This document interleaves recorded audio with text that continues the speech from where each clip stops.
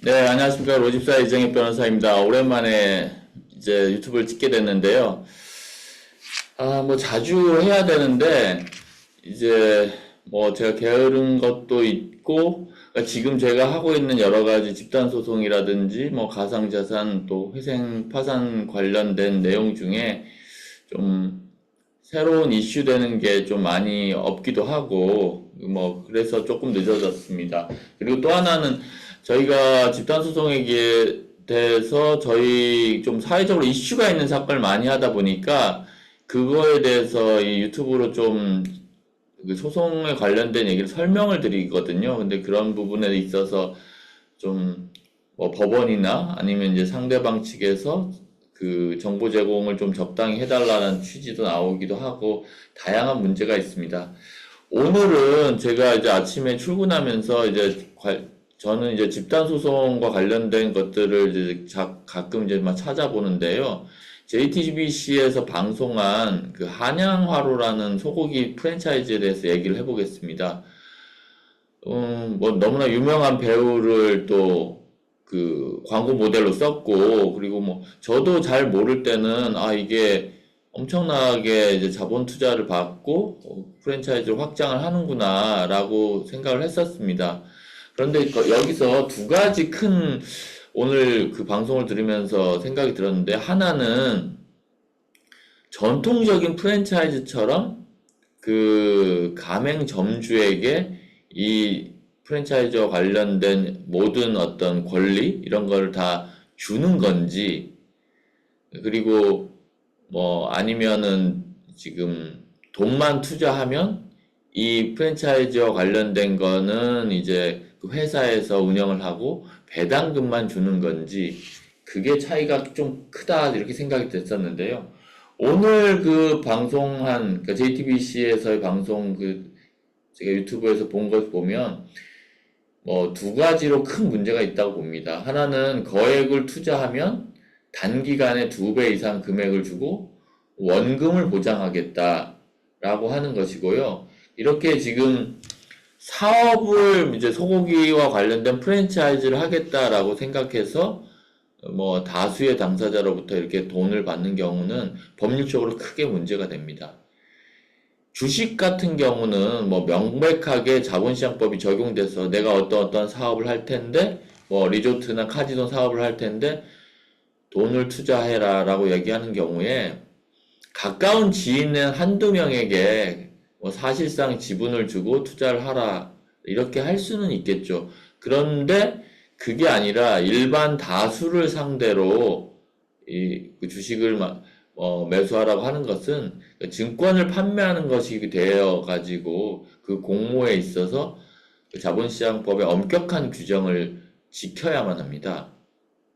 지금은 그런 자본시장법 규정을 좀 회피하기 위해서 코인과 같은 형식으로 뭐 자본 조달을 많이 하는데요. 결국은 자본 조달을 통해서 예정된 수익을 줄 수 있으면 별 문제가 없겠죠. 그러나 그 대부분의 경우는 너무나 과도한 그 금액을 뭐 보상을 또 이렇게 보장을 하고, 더더욱이 그냥 일반인들 상대로 돈을 이제 받기 위해서 원금 보장하는 경우가 많습니다. 사실 생각해 보시면 정말 사업 아이템이 좋고 그리고 충분한 이제 비즈니스 모델로서 이제 수익이 창출될 것 같다라고 하면 투자의 전문가인 은행이나 뭐 보험사나 증권사나 아니면 벤처 캐피탈 같은 데서 왜 투자를 안 하겠습니까?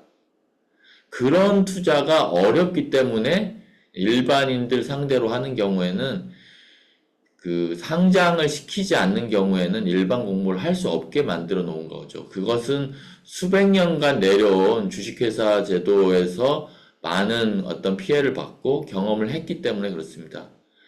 그럼 지금 한양화로와 관련된 이 회사에서 이 소고기 프랜차이즈에 투자를 했다. 그리고 투자 당시에 원금 보장을 받고, 그리고 뭐 언제 원하는 대로 아니면 뭐 1년, 2년 후에 뭐 2배 이상 수익을 주겠다라고 약정을 하고 돈을 투자하신 분들이 지금 회사에 나 더 이상 하지 않겠다, 아니면 약정된 수익을 달라라고 했을 때 회사가 그 돈을 지금 줄 수 없는 상황이 된 겁니다. 그래서 경찰에서 사기 유사수신으로 지금 수사가 들어간 상황이고요.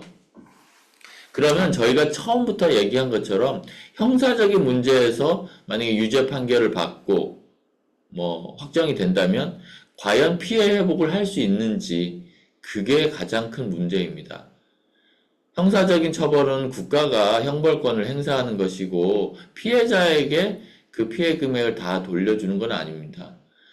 문제는 형사에서도 간이한 방법으로 뭐 피해자들에게 돈을, 그 피해 금액을 돌려줄 수 있도록 뭐 몰수 보전이라든지 추징 보전을 해놓고 나중에 유죄 판결이 되면 뭐 돌려주는 제도도 있고, 형사에서 배상명령 제도로 간이한 방법으로 채무 명의를 만들어주는 방법도 있습니다만, 지금까지 현실은, 또 제가 경험해 본 현실은, 그러한 피해 회복에 있어서는 초창기에 수사 시작할 때 몰수 보전 정도 외에는 잘 일어나지 않는 것입니다. 그래서 다수 피해자가 된 경우에는 결국에는 나중에 수많은 뭐 재산 은닉 행위가 일어난 이후에야만 몰수 보전된 거 외에 다른 재산을 찾는 파산 절차를 진행하게 되는데, 개인적으로는 너무 이게 늦은 게 아닌가. 그리고 파산 절차에서의 보전 이런 게 너무 좀 급박하게 필요한 부분에 있어서 제대로 하지 않은 게 있지 않나, 이런 생각을 많이 해보고 있습니다. 파산 선고가 나지 않더라도 이 정도의 수사가 되는 경우에는 파산 신청과 파산 절차에서 보전 처분이 필요한 것이 아닌가, 이렇게 생각을 하고 있습니다.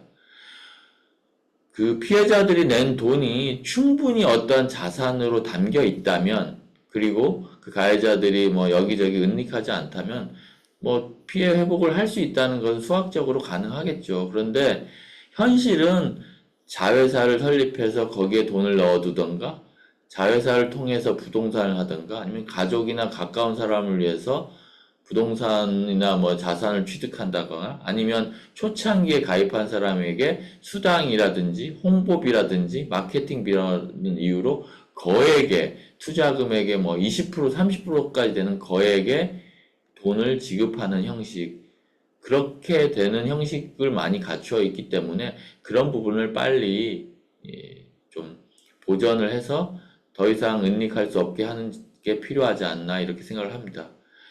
그리고 그 초초에 투자하신 분들이 다른 투자자를 유치해온 행위로 20%, 30% 받는 행위에 대해서 지금 판례가 뭐 여러 가지로 뭐 좀 갈리고 있는데요.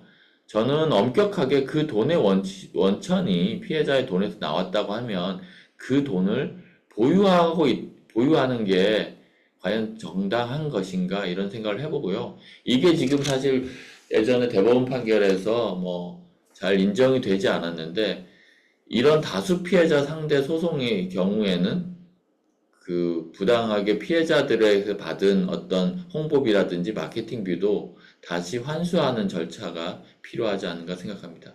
오늘은 한양하로에 대해서 이게 좋다고 생각해서 거액을 투자하셨는데 사실 현실적으로 회수가 지금 어렵게 된 분들, 그런 분들에 대해서는 저희 로집사 집단소송팀으로 연락해 주시면 감사하겠습니다. 네, 감사합니다.